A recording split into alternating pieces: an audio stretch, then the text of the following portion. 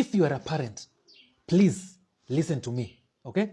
And if you are a parent with a kid mwenye ako in a boarding school, tafadhali, skiza this video until the end, all right? Now, ukipeleka mtoto wako boarding school, make sure you follow up that kid.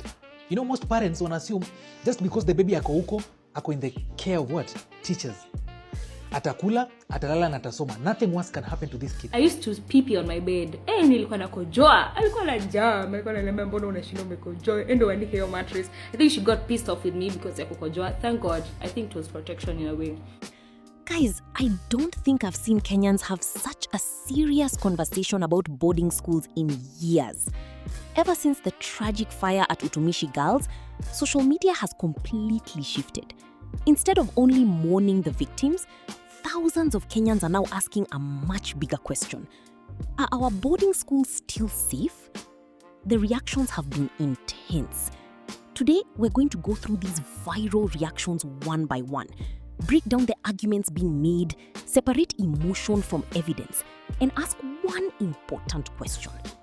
Is Kenya finally rethinking the boarding school system? Or are we simply reacting to another tragedy until the next one happens? Let's get into it. The first creator argues that this wasn't just an accident. She says it was a failure of safety systems. She questions why dormitories can still operate without proper emergency exits, fire preparedness, or regular structural inspections. At the same time, she raises another uncomfortable issue: the mental health of students. Are schools doing enough to support children emotionally, or are we only reacting after tragedy strikes? The moment the Utumishi Girls fire tragedy happened, I was sure that the government will close down all boarding schools to do a structural review. But I'm finding it disturbing how what they're doing is sending prayers and condolences and stern action without actually considering that this is a system's failure. It's not just a tragic accident. Because if children are trapped in a dormitory with no accessible emergency exits, no structural safety planning, and no evacuation systems, then this was preventable. The fact that these girls were desperately searching for another way out tells us everything. Why are children sleeping packed into cubicles like it's a storage unit? Why are boarding schools still operating nationwide without a structural review after repeated tragedies? And then there's another uncomfortable conversation, and parents want to avoid this. Children setting fires. And this is not just bad behavior, this is a signal. It's signaling something. A child will not reach that level of destruction if they're emotionally healthy and psychologically supported. But our schools are built around obedience, performance, and control. No one cares about your emotional safety. Many children are away from their parents, and some of them cannot handle that. They're emotionally dysregulated, they're overwhelmed, they're lonely, they're anxious, and sometimes they're bullied. So, putting children with other children who are not psychologically well means that your child is not safe in a boarding school, or even in any other school for that matter. But we want to treat all children the same. So again, I'm asking, where are the mental health practitioners in schools who are supposed to have one-on-one sessions from a time-to-time basis when you're going through mental health issues? We used to have counselors in schools before, I remember. The second creator takes the discussion even further. She asks a simple but controversial question. Why are children as young as 7, 8, or 9 being sent to boarding school in the first place? She wonders whether the long-term emotional cost of separating children from their parents is something we've underestimated as a society. I want to understand the thinking around taking your young child to boarding school, like someone who is below the age of 13, or is it 14? Someone in primary school. Why do you take them to boarding school? I want to understand. I want to hear if you've ever been to boarding school, especially from when you were very young. What are the positive things that you can say, about being in a boarding school?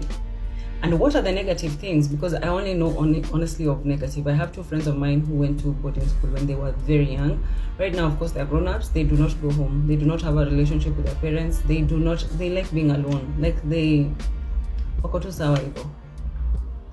So what are the reasons? What are the justifications of taking your baby 7 years old and you're around 8, 9, 10, 11 to boarding school? And how have you talked to your child? How does that sit with them? I honestly want to know. I'm one of the biggest haters of boarding school, and I don't see the point of it. As a millennial, when you're younger, of course, boarding school was like an unspoken rule. If you go to boarding school, you perform the best. Woo, straight A's, my dear. So, of course, after KCP, boarding school, your parent just thinks boarding school is the best thing for you. And I remember my mom sent me to boarding school thinking it's the best thing for me, and it was not. I got there, I hated it. I hated everything about it.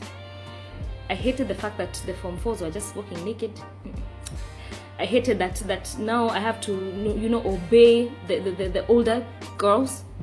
I remember there's this girl who used to, like, every time she wants me to sleep with her in her bed. I didn't even understand that then. I was so young. I'm just like fresh. I'm just like a church girl just going to boarding.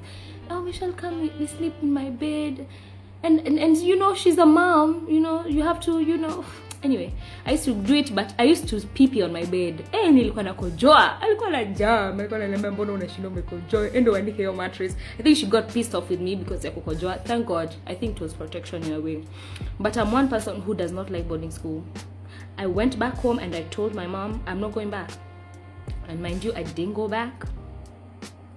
My mom said, sasa tutafanyaje? And there's no school right now. I said, I'll wait. I actually stayed for a year at home. I had to defer to the next year to start high school again. But with me saying no, none of my siblings have gone to boarding school.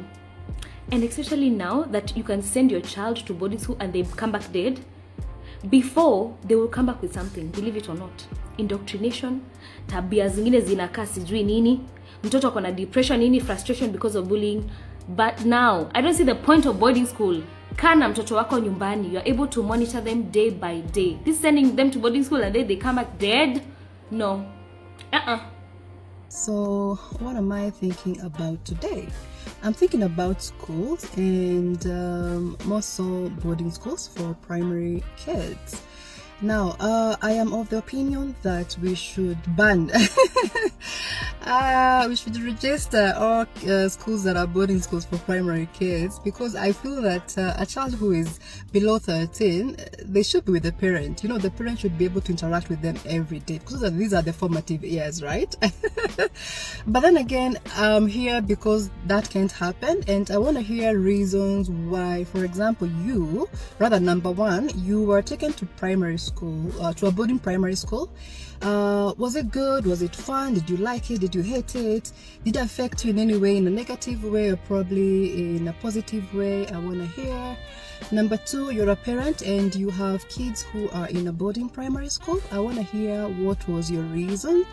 And number three, if you're a parent thinking about taking your child to boarding school, primary school, why are you thinking in that line of thought? I want to understand. I want to hear, because I'm thinking about a child when I was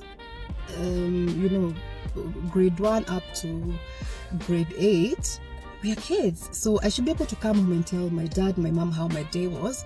And then I'm thinking also in the extension, in this age of social media, so kids are on break, right? So they're exposed to so much.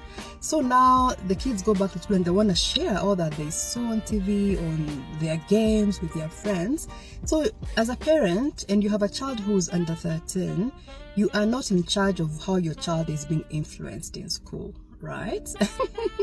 And I also feel these are such few years to be with your child, because after 13 you're in the high school, they go on and they're gone forever. So those three lines of thought I want to hear. We can talk about it, so that we discuss and just discuss rather. All right, let me know. Ciao. Whether everyone agrees with every conclusion or not, stories like these are fueling a much wider conversation about what students actually experience behind closed dormitory doors. Thank you so much for watching. If you enjoyed this video, please give it a thumbs up, subscribe if you haven't already, and let me know your thoughts in the comments below. I'll see you in the next video.